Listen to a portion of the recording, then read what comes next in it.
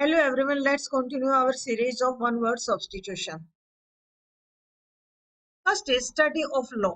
जो लॉ का मतलब कानूनी नहीं है, कोई भी लॉज जो हमारे होते हैं जैसे आर्किमिडीज का सिद्धांत है या कोई और प्रिंसिपल है, मतलब स्टडी ऑफ प्रिंसिपल्स या लॉज, उनकी उत्पत्ति कैसे हुई, उनकी फिलोसफिकल क्या ओरिजिन है, उसे हम क्या कहेंगे? नोमोलॉजी.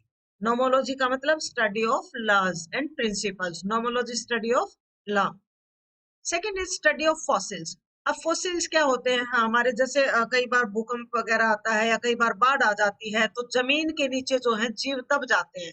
इसको जीवाश्म भी कहते हैं. जमीन के नीचे जीव दब जाना, और कई सालों बाद, 100 साल करोड़ों सालों बाद जब जमीन को खोदते हैं तो वो एज इट इज निकलते हैं हड्डियां, अवशेष. तो जो जीवों के अवशेष हैं, चाहे वो पेड़ों के हैं चाहे वो जीवों के हैं, उनको हम फॉसिल्स कहते हैं. तो स्टडी ऑफ फॉसिल्स को हम क्या कहेंगे? पैलियोंटोलॉजी. पैलियोंटोलॉजी मतलब जो नीचे दबे हुए या ऐसे अवशेष रह गए हैं जीवों की, या पहाड़ों के नीचे दबे हुए हैं, बर्फ के नीचे दबे हुए हैं, उसे हम कहेंगे palaeontology. Third is study of ancient things like tombs, buried town. भाई कोई प्राचीन चीजें हैं जैसे कब्र है या नीचे शहर के शहर, जैसे हमारी हड़प्पा की सभ्यता, सिंधु घाटी की सभ्यता थी, उनकी जो हम स्टडी करते हैं तो उसे हम क्या कहेंगे? आर्कियोलॉजी. क्या कहेंगे? आर्कियोलॉजी. आर्कियोलॉजी क्या होती है? Study of ancient things like Tom's and buried towns, यानी कि जमीन के नीचे जो शहर के शहर दब गए या कब्रें वगैरह दब गई, उनकी अगर हम स्टडी करते हैं तो उसे क्या कहेंगे? Archaeology. Next is strong desire for food and wealth. जिसको को मतलब खाने की और धन दौलत की बहुत ज्यादा इच्छा रहती है तो उसे हम कहते हैं लालची है, greed. Next is strong dislike between two persons. Dislike का मतलब होता है घृणा करना, नापसंद. डिसलाइक का मतलब नापसंद. भाई एक दूसरे को बिल्कुल पसंद नहीं करते तो इसका मतलब वो आपस में घृणा करते हैं, तो इसे हम क्या कहेंगे? एंटीपैथी. एंटीपैथी मतलब strong dislike between two persons. Antipathy मतलब strong dislike between two persons. Next is stream flowing into another big river. मतलब छोटे छोटे नाले हैं वो बड़ी नदी में जाके मिल जाते हैं. जो नाले बड़ी नदी में जाके मिल जाते हैं, stream flowing into another big river, उसे हम क्या कहेंगे? ट्रिब्यूटरी, यानी कि सहायक नदियां कहते हैं इनको.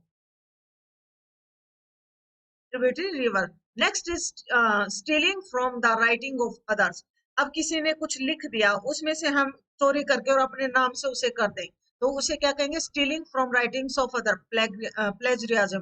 प्लेजरिज्म क्या होता है? जिन्होंने जैसे थीसिस वगैरह लिख रखे होंगे उनको पता होता है. Stealing from writings of others, दूसरों से चुरा लेना, उसे क्या कहेंगे? Plagiarism. Next is statement that is obviously true. कुछ ऐसी बातें होती हैं, कुछ ऐसे कथन होते हैं जो मतलब हम मान लेते हैं कि हाँ ठीक ही होंगे, उनको सामान्योक्ति कहते हैं, मतलब जिनको सब लोग मान लेते हैं. Statement that is obviously true, उसे क्या कहेंगे? प्लेटिट्यूड, सामान्योक्ति. Next is that which can be easily believed. ऐसी बातें जिनके ऊपर आराम से विश्वास कर लेते हैं तो उसे हम क्या कहेंगे? क्रेडिबल, यानी कि जिसके ऊपर बिना संदेह के हम विश्वास कर लें, credible. Next, that which can not B put out और एक्सटिंग्विश. पुट आउट होता है बुझाना.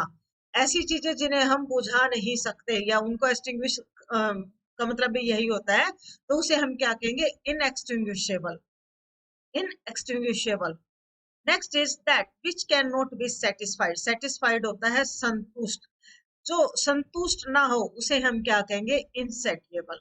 That which can not be satisfied मतलब insatiable. That which can not be satisfied, insatiable. And that which can not be extinguished, inextinguishable. ये आज की video थी. अगर वीडियो अच्छी लगी हो तो प्लीज वीडियो को लाइक जरूर कर देना. अपने कमेंट करके जरूर बताना वीडियो कैसी लगी. दोस्तों के साथ शेयर करना. चैनल पर अगर नए हो तो चैनल सब्सक्राइब करना. वीडियो देखने के लिए धन्यवाद.